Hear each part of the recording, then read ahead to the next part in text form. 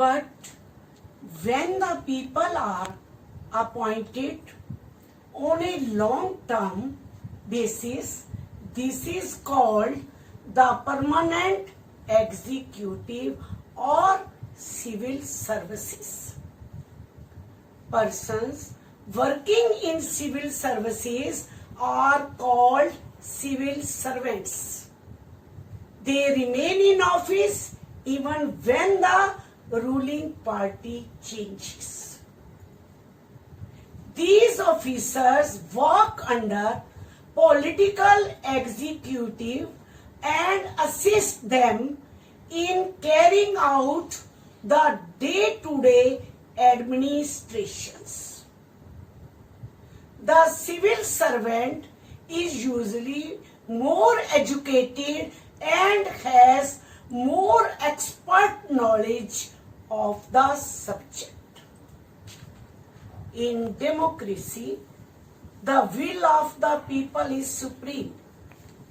The ministers is an elected representatives of the people and empowered to exercise the will of the people on their behalf.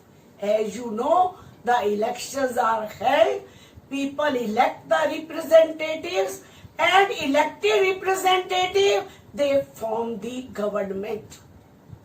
That is why the ministers take all the final decisions.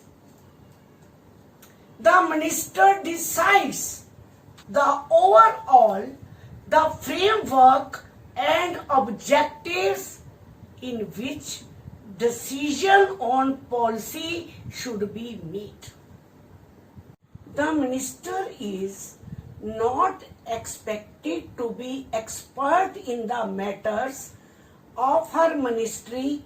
He or she takes the advice of expert on all technical matters.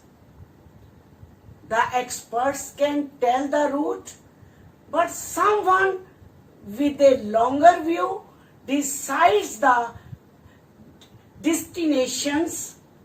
In a democracy, elected ministers perform their role.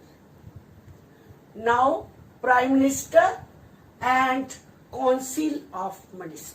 As you know, Prime Minister is the head of government.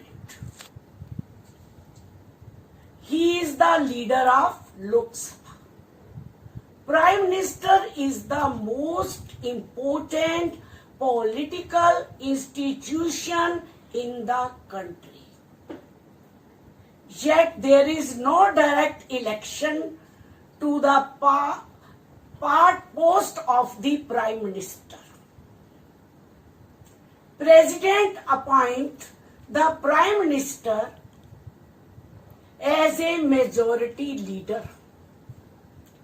The President appoints the leader of majority leader on the coalition of parties and commands a majority in the Lok Sabha as Prime Minister. The Prime Minister does not have a fixed tenure. Tenure means period, time. He continues in power so long as he remains the leader of the majority leader or coalition. Then the President appoints other minister on the advice of Prime Minister.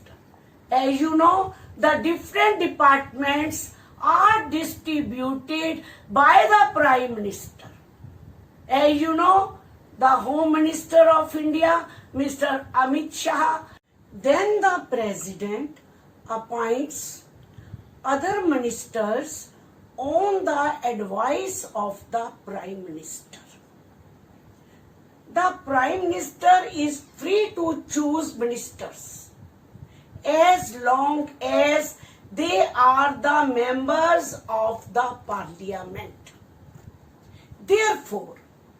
Council of Ministers is the official name for the body that includes all the ministers.